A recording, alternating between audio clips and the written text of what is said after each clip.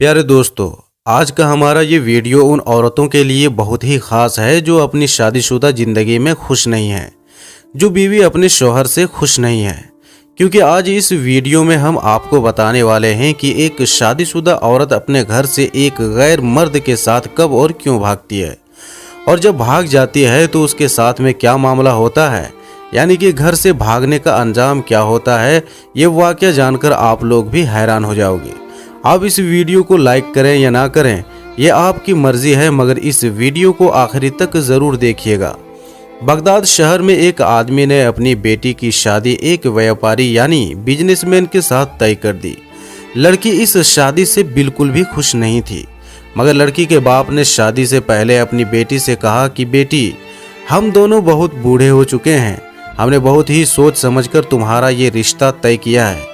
अगर तुम्हारे दिल में कोई और लड़का है तो बस हमारी खातिर तुम उस लड़के को अपने दिल से निकाल दो और हमारे फैसले पर राजी रहकर अपनी नई जिंदगी की शुरुआत करो।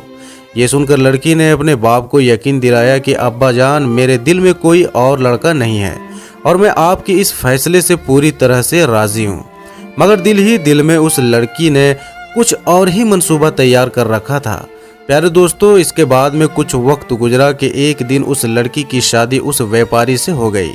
शादी के बाद में व्यापारी अपनी बीवी को अपने शहर ले गया। शुरू के कुछ दिनों तक तो उस लड़की ने उस व्यापारी के साथ में खुश रहने का दिखावा किया, मगर कुछ ही दिनों के बाद में उसने इस बात का इंतज़ार करना शुरू कर दिया कि कभी न कभी तो उसका जो आशिक है वो उसको लेने के लिए यहाँ पर ज़रूर आएगा। इस तरह से उस लड़की ने अपने आशिक के इंतज़ार में कई साल गुजार दिए, मगर उसका वो आशिक नहीं आया। ये देखकर वो लड़की मायूस हो गई और दिल ही दिल में सोचने लगी कि शायद अब वो नहीं आने वाला है। मगर एक दिन अचानक उसके दरवाजे पर किसी की दस्तक हुई। व्यापारी उस वक्त घर में मौजूद नहीं था। उस लड़की ने जैसे ही घर का दरवाजा खोला तो उसने देखा कि दरवाजे के बाहर एक नकाबपोश शख्स खड़ा हुआ है। उस लड़की को देखते ही उस नकाबपोश आदमी ने अपने चेहरे से नकाब को हटाया तो ये देखकर उस लड़की के पैरों तले से जमीन खिसक गई, क्योंकि ये वही शख्स था जिसका इंतजार कई सालों से ये लड़की कर रही थी। ये उसका आशिक था और इसी लड़की के साथ में ये शादी करना चाहती थी। उस नकाबपोश आदमी ने इस लड़की का हाथ पकड़ा और उसे घर से बाहर आने को कहा। ये सुनकर लड़की ने कहा कि हमें जल्दी नहीं करनी चाहिए, मैं आज अपने शौहर से तलाक का मुतालबा करूंगी, यानी कि आज मैं अपने शौहर से तलाक की मांग करूंगी। अगर वो मुझको तलाक दे देगा तो फिर मैं तुम्हारे साथ में शादी कर लूंगी। ये सुनकर उस शख्स ने उसकी बात मान ली और फिर वहां से वापस चला गया। उसके बाद जब शाम को वो व्यापारी अपने घर आया तो उस लड़की ने ये बात बताई कि वो उसके साथ में खुश नहीं है। अब उसको उसकी मंजिल मिल चुकी है और अब उसको तलाक चाहिए। यानी कि वो लड़की अपने शौहर से कहने लगी कि अब तुम मुझे तलाक दे दो ताकि मैं अपनी ज़िंदगी को दोबारा से आगाज़ कर सकूं। ये सुनकर उसका शौहर कहने लगा कि मैं तुम्हें हरगिज़ तलाक नहीं दूंगा और ना ही मैं तुम्हें कभी छोड़ूंगा, क्योंकि मैंने तुम्हारे बूढ़े बाप से यह वादा किया है कि मैं तुम्हारा साथ कभी नहीं छोड़ूंगा। यह सुनकर लड़की खामोश हो गई, मगर वो दिल ही दिल में एक खतरनाक मंसूबा बना चुकी थी। फिर उसने अपने आशिक को एक पैगाम भेजा कि फला दिन तुम मुझे यहाँ से ले जाना, मैं तुम्हारा फला जगह पर इंतज़ार करूँगी। उसके बाद व्यापारी जैसे ही घर से बाहर गया तो लड़की ने घर में रखा निकाहनामा तलाश किया और फिर उसे जला दिया। फिर वो अपने उस आशिक के साथ में घर से भाग गई। लड़की के शौहर को जैसे ही इस बात का पता चला कि उसकी बीवी किसी और आदमी के साथ भाग चुकी है तो उसने अपने आदमियों को पूरे शहर में जगह जगह पर फैला दिया और उसने कहा कि लड़की और लड़के को कोई भी नुकसान नहीं पहुंचना चाहिए। फिर कुछ ही अरसे के बाद में लड़का और लड़की दोनों मिल गए। व्यापारी अपनी बीवी और उसके आशिक को अदालत में ले गया और काजी के सामने दोनों को पेश कर दिया और काजी साहब से कहा कि ये शख्स मेरी घर की इज्जत को भगाकर ले जा रहा था और हमने इन दोनों को पकड़ लिया है। ये सुनकर वो लड़की काजी के सामने खड़ी हुई और कहने लगी, काजी साहब, यह आदमी झूठ बोल रहा है, मैं तो इसको जानती भी नहीं हूँ, मेरा शौहर तो यही है जिसके साथ में मुझको पकड़ा गया है। फिर वो आदमी भी झूठे इल्जाम के साथ कहने लगा कि हाँ, ये मेरी बीवी है और हम इस शख्स को जानते भी नहीं हैं। ये सुनकर काजी साहब ने कहा, क्या वाकई में तुम इस व्यापारी को नहीं जानती हो और क्या तुम इसको पहली बार देख रही हो? तो ये सुनकर लड़की झूठी कसम खाकर कहने लगी कि काजी साहब, मुझे अल्लाह की कसम है, मैं इस व्यापारी को नहीं जानती हूँ और ना ही इससे पहले मैं कभी मिली हूँ। फिर काजी साहब ने उस व्यापारी से कहा कि क्या तुम्हारे पास निकाहनामा मौजूद है? तो व्यापारी कहने लगा कि हाँ, मेरे पास निकाहनामा मौजूद है। तो काजी साहब कहने लगे कि लाओ और निकाहनामा पेश करो। निकाहनामा तो इस लड़की ने पहले ही जला दिया था, इसलिए उसको ये निकाहनामा नहीं मिला। फिर वो शख्स गिड़गिड़ा कर कहने लगा कि काजी साहब, लगता है निकाहनामे को मेरी इस बीवी ने कहीं छुपा दिया है, इसलिए वो मुझे नहीं मिल रहा है। मगर मैं सच कहता हूँ, ये लड़की मेरी बीवी है। दोस्तों, इतना सुनने के बाद काजी साहब ने व्यापारी से कहा कि तुम मुझे अपने घर ले चलो, अभी थोड़ी ही देर में सच और झूठ का पर्दाफाश हो जाएगा। अभी थोड़ी देर में ही सच और झूठ जो भी होगा वो सामने आ जाएगा।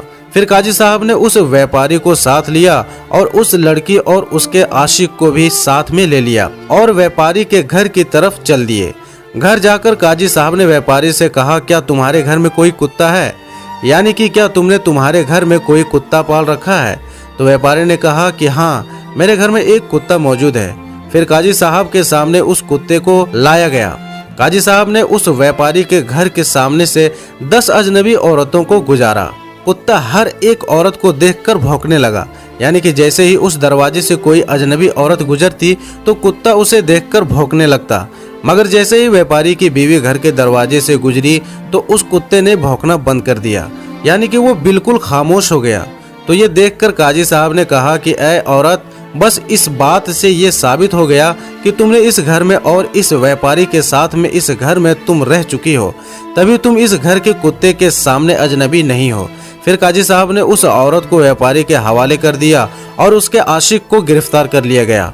मगर इसके दूसरे दिन व्यापारी ने एक अजीब ही फैसला किया। उसने अपनी बीवी को ये कहकर तलाक दे दिया कि अब मुझको तुम पर भरोसा नहीं रहा। अब अगर मैंने तुम्हें अपने घर में रखा तो तुम मेरी गैर मौजूदगी में कभी भी और किसी भी वक्त मेरे घर से भाग सकती हो, इसलिए अब मैं तुमको तलाक दे रहा हूँ। तलाक के बाद में वो औरत अपने उस आशिक के पास में चली गई।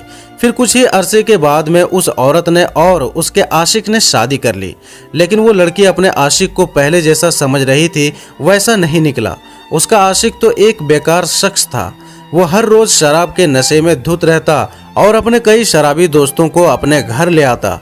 फिर वो अपनी बीवी से कहता कि वो उसके दोस्तों के सामने नाच गाना करें। फिर वो औरत उसके दोस्तों की बुरी नीयतों को भांप कर उस घर से भाग गई और अपने बूढ़े माँ बाप के घर पहुंच गई। मगर माँ बाप ने ये कहते हुए अपने घर से वापस उसे निकाल दिया कि उसने उनको जीते जी पहले ही मार डाला है। आखिर में वो थक हार कर और परेशान होकर वापस अपने व्यापारी शौहर के पास आ गई और उसके पैरों में गिर कर गिड़गिड़ाने लगी और कहने लगी कि उसे बहुत बड़ी गलती हो गई, अब वो उसको माफ कर दे और अब उसके साथ में वो दोबारा निकाह कर ले। व्यापारी ने देखा कि उसको अपनी गलती का एहसास हो चुका है, इसलिए उसने फिर से उसके साथ में दोबारा निकाह कर लिया। इसलिए दोस्तों, सच कहते हैं कि अगर कोई इंसान शादी की कदर ना करे, यानी कि जिसके साथ में भी उसकी शादी हो जाए उसकी कदर ना करे और सिर्फ अपने नफ्स की पैरवी करे, फिर ऐसे इंसान को तबाह बर्बाद होने से कोई नहीं रोक सकता। क्योंकि इंसान जिसको मुश्किल समझ रहा होता है, अल्लाह की नज़र में वो एकदम आसान होता है और सही होता है और इंसान के लिए बेहतर होता है। और इंसान जिसको सजा समझ रहा होता है वो उसके लिए बिल्कुल अच्छा और ठीक होता है। बस वक्त देना होता है, सब्र करना होता है, फिर पता चलता है कि कौन सा वक्त अच्छा था और कौन सा वक्त बुरा है। और हमेशा शादीशुदा लोगों को इस बात को हमेशा याद रखना चाहिए कि शादीशुदा जोड़ों को अपनी माजी में जीने से अच्छा है कि वो अपने आज में जिए और अपने मुस्तकबिल के लिए बेहतर से बेहतर फैसले करें। अपने माजी को पीछे ही छोड़ देना बेहतर होता है और चाहे हालात कैसे भी हो जाए, एक दूसरे का साथ कभी नहीं छोड़ना चाहिए। और अगर आपके बीच में कोई परेशानियां हैं तो आप सब्र से काम लें और याद रखें, गुस्सा अक्ल को खा जाता है, तो इसलिए गुस्से में कोई ऐसा फैसला ना ले जिसका बाद में आपको पछतावा हो। तो दोस्तों, उम्मीद करते हैं आज का ये वाकया आपको पसंद आया होगा। अगर आपको ये वीडियो पसंद आया है तो हर बार की तरह आप इस वीडियो को लाइक करें, अपने दोस्तों में शेयर करें और फिर एक और नई वीडियो के साथ। तब तक के लिए अस्सलाम वालेकुम, अल्लाह हाफिज।